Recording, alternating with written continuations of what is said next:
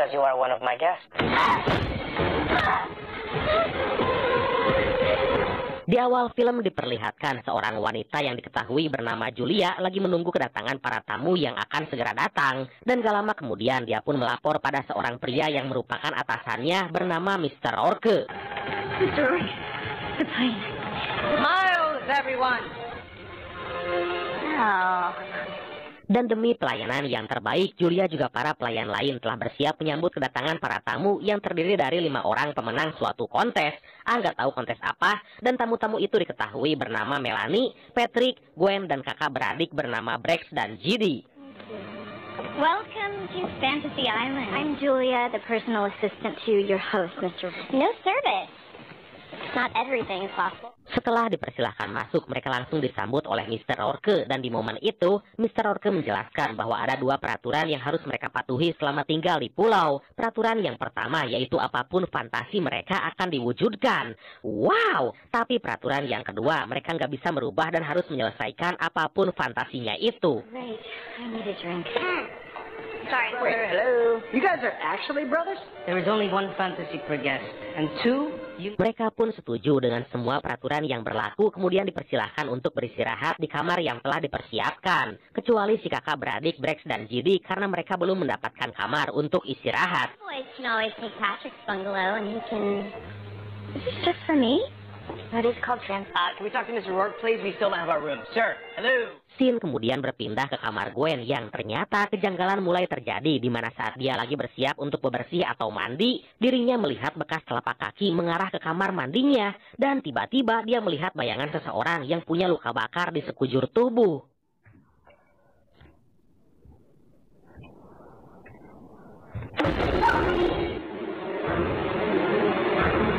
Beralih ke Melanie yang juga lagi di kamar, terlihat anteng memandangi fotonya sendiri dengan seorang pria yang gak diketahui siapa. Tapi dapat diperkirakan bahwa pria tersebut adalah kekasihnya Melanie.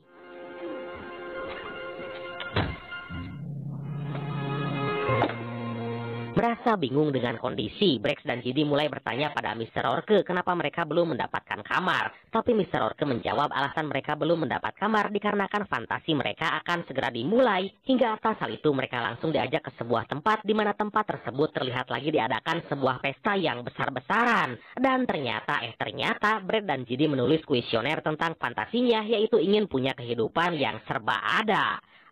Mantap! Your fantasy begins now. You wrote on your questionnaire, your fantasy.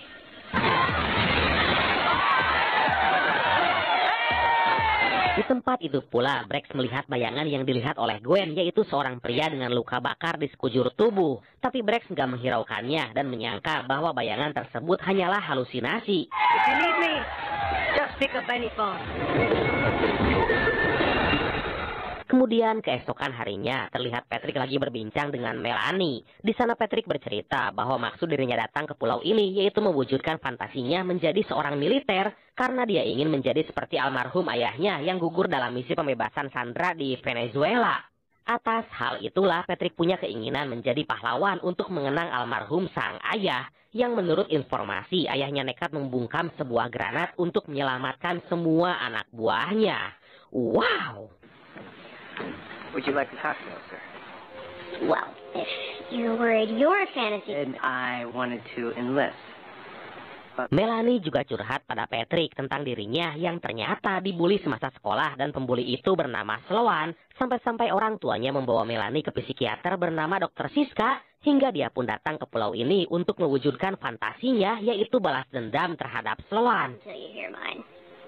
Revenge on a childhood... Even if it's just actors with blanks. Scene sejenak berpindah pada Gwen, di mana dia dibangunkan oleh salah satu pelayan yang memintanya menemui Mr. Orke. Kemudian Gwen menceritakan fantasinya tentang penyesalan 5 tahun yang lalu karena telah menolak seorang pria bernama Allen.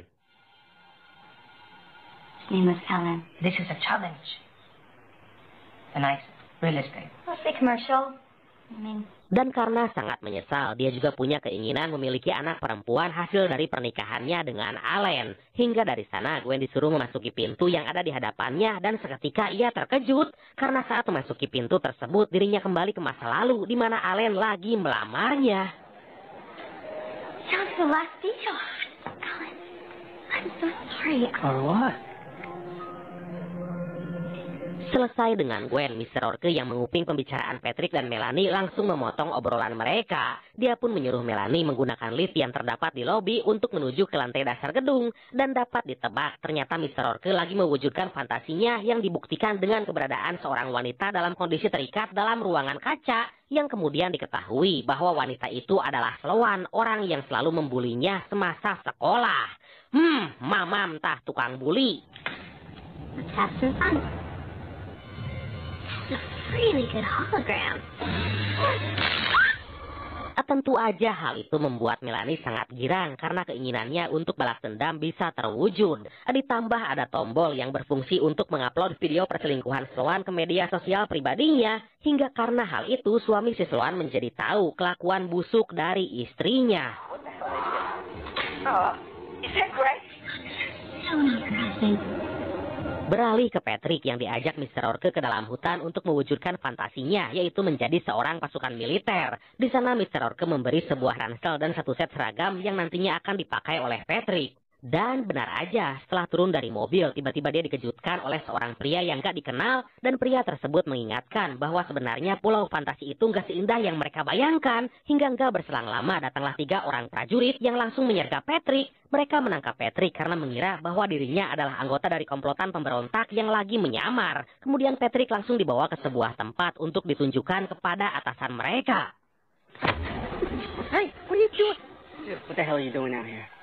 I got separated to the LT. Shut up and walk. Hey, Sesampainya di sana, Patrick sangat terkejut karena yang dimaksud atasannya ternyata adalah ayahnya yang telah gugur seperti yang diceritakan tadi. Tapi sang ayah nggak mengenal Patrick sedikit pun dikarenakan saat dia menjalankan misi diketahui Patrick masih berusia 15 tahun.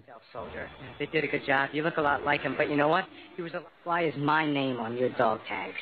Masalah semakin rumit saat mereka dihujani peluru yang berasal dari komplotan pemberontak yang telah bersiap dan nyumput di semak-semak. Atas hal itu, Patrick pun malah tertembak tepat di bagian lengan kirinya.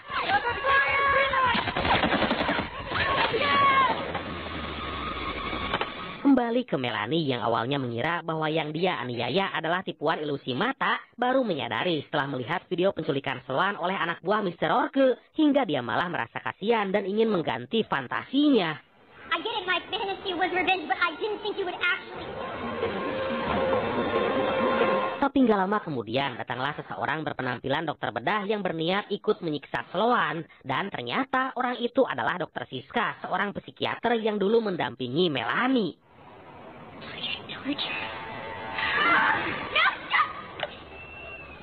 Tanpa diduga, alih-alih ingin balas dendam terhadap kelakuan si Sloan, ternyata Melanie malah melumpuhkan dokter yang berbadan besar itu dengan cara menyetrum tangannya dan disertai oleh guyuran air. Hingga akhirnya dokter tersebut tumbang dan gak berdaya. Okay, so I want you to cut off her ring finger.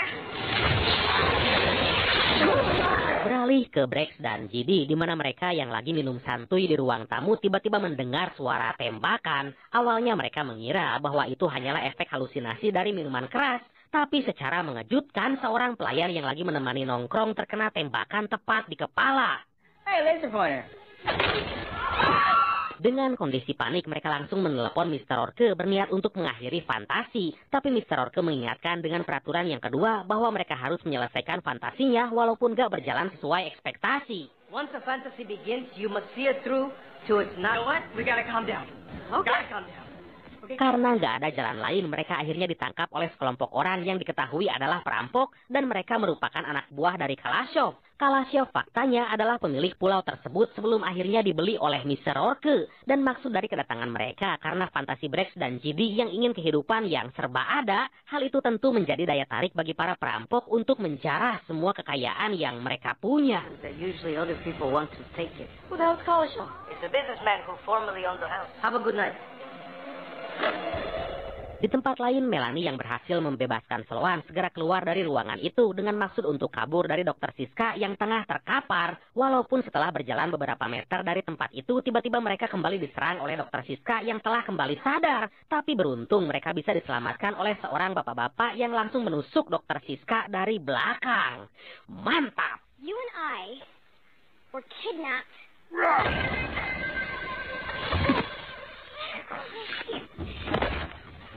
Dari sinilah dapat diketahui bahwa bapak-bapak tersebut bernama Damon, seorang detektif swasta yang ditugaskan mencari fakta tentang pulau fantasi. Dia pun segera mengajak dua wanita itu ke dalam gua, tapi bukan untuk berbelekok ria ya, melainkan menunjukkan sesuatu agar fantasi ini bisa segera berakhir. Hey! You! Damon, I'm a PI. Client offered me a big old payday to figure out what... But I know how to stop. Dalam gua itu mereka dibawa ke tempat sumber mata air yang di sana terdapat batu hitam yang sangat mengkilap. Damon menjelaskan bahwasanya batu hitam itulah yang bisa mewujudkan semua fantasi dengan cara meminum air dari sumur yang terdapat tepat di bawah batu hitam tersebut. But he uses water. It's grand fantasy. I know a private pilot an hour away. Your fantasy was to ruin my life? Scene kemudian berpindah pada Gwen yang baru aja terbangun dari tidur. Dia sangat terkejut saat melihat wallpaper handphonenya adalah foto resepsi pernikahannya dengan Allen. Dari sana Gwen langsung menemui Mr. Orke dan menceritakan semua unek-uneknya. Hingga enggak berselang lama Mr. Orke menunjukkan Allen yang lagi bermain dengan seorang anak perempuan dan Mr. Orke memberitahu bahwasanya anak perempuan itu adalah anaknya.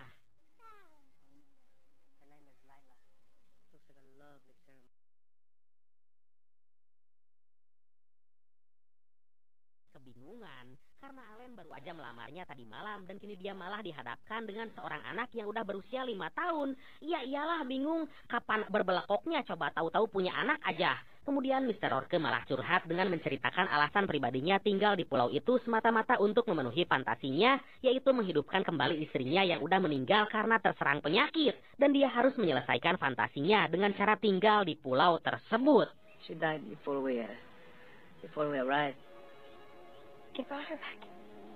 To have the family you've always wanted. Gwen yang tersadar bahwa ada yang gak beres berniat untuk mengganti fantasinya dengan alasan alur fantasinya itu gak sesuai dengan keinginannya. Dia pun memaksa Mr. Orke untuk mengganti fantasinya dengan ancaman bahwa istrinya gak akan selamat jika salah seorang gak bisa menyelesaikan fantasinya. I want my fantasy. I am sorry that you only now believe in the island, but Your own.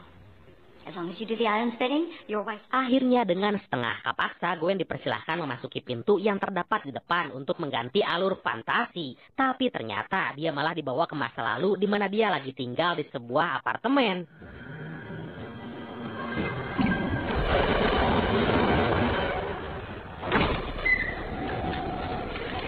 Dan ternyata di sana tengah terjadi kebakaran yang disebabkan oleh Gwen yang lupa mematikan kompor setelah memasak air teh. Kemudian Gwen berusaha menyelamatkan tetangganya yang bernama Nick, tapi api mulai membesar dan menyebar membuat Gwen gak bisa berbuat apa-apa.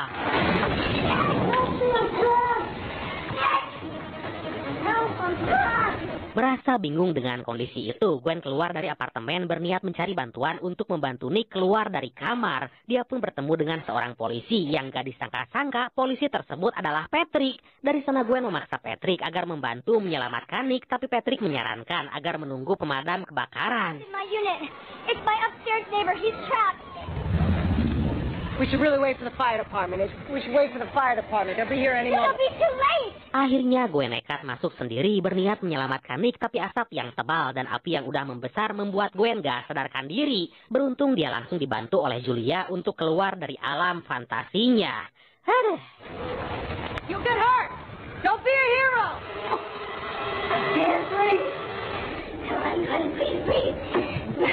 Kembali ke para pasukan militer yang telah sampai di lokasi pembebasan Sandra. Ternyata lokasi yang ayah Patrick maksud adalah Fantasy Island, di mana hal tersebut membuat Patrick kebingungan hingga para militer yang udah dibekali kemampuan mumpuni dalam urusan tembak-menembak berhasil melumpuhkan para komplotan perampok dengan mudah. Walaupun saat mereka akan pergi, tiba-tiba komplotan itu kembali hidup seolah nggak terjadi apa-apa. Lah coba itu.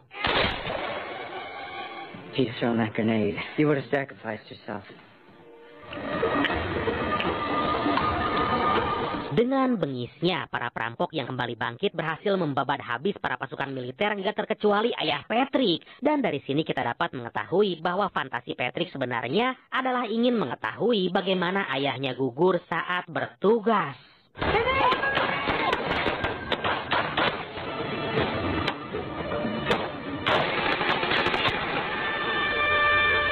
Beralih ke tempat lain yang ternyata kakak dari Brex yaitu si Jangkung Jidi terkena apes karena tertembak tepat pada jantung hingga dia pun harus mati di tempat. Dari sana scene langsung beralih ke Melanie, di mana di tengah perjalanan Dr. Siska kembali hidup dan berniat membunuh Sloan sesuai dengan fantasi dari Melanie. Tapi Damon berhasil menyelamatkan dengan cara menghantam Dr. Siska ke jurang, walaupun hal itu membuat keduanya mati tanam.